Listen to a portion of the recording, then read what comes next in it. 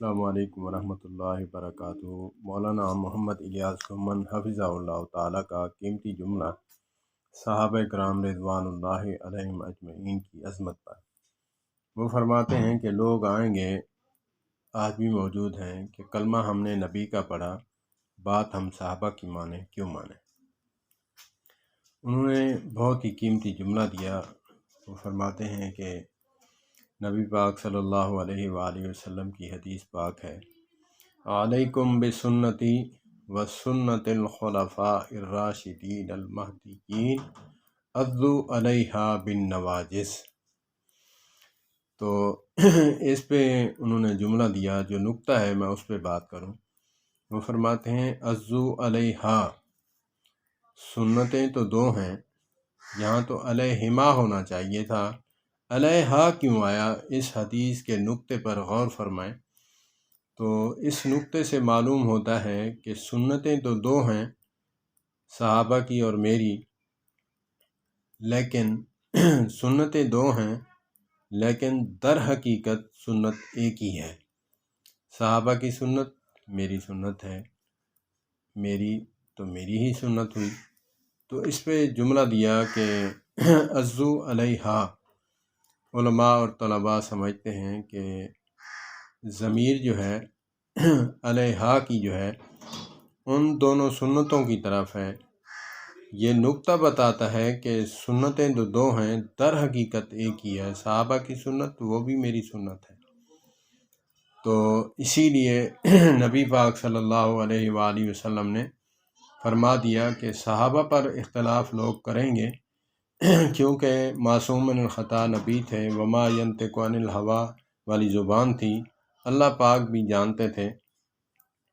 تو اسی لیے قیامت تک کے لیے یہ کیل اور میخ مار دی، پتھر پہ لکیر مار دی کہ صحابہ کی سنت میری سنت ایک ہی ہے۔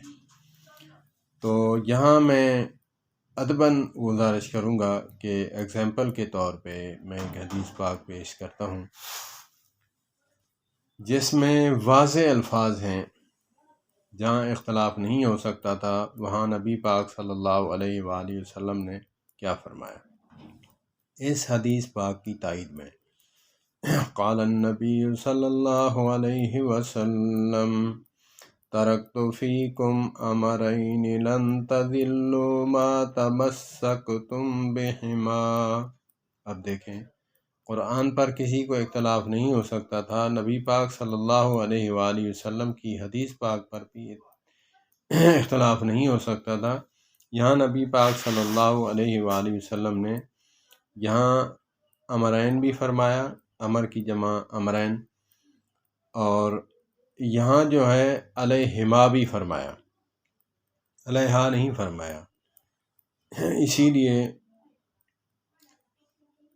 نبی پاک صلی اللہ علیہ وآلہ وسلم نے یہاں جو نقطہ ہے وہی بیان فرمایا، ترکت فیکم امرین لن تضلوا ما تمسکتم بہما۔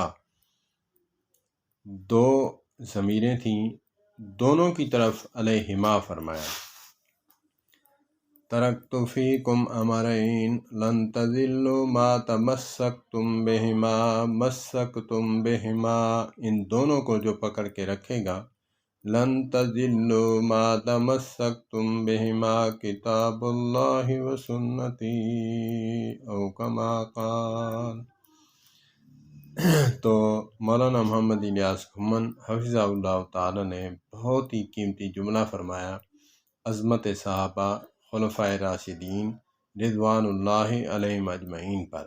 اللہ پاک علماء کرام کا ہم پر سایہ قائم و دائم فرمائے اور علماء کرام کے ساتھ ہمیں وابستہ رکھے۔ اللہ پاک ہمیں علماء کا ادب کرنے کی توفیق عطا فرمائے۔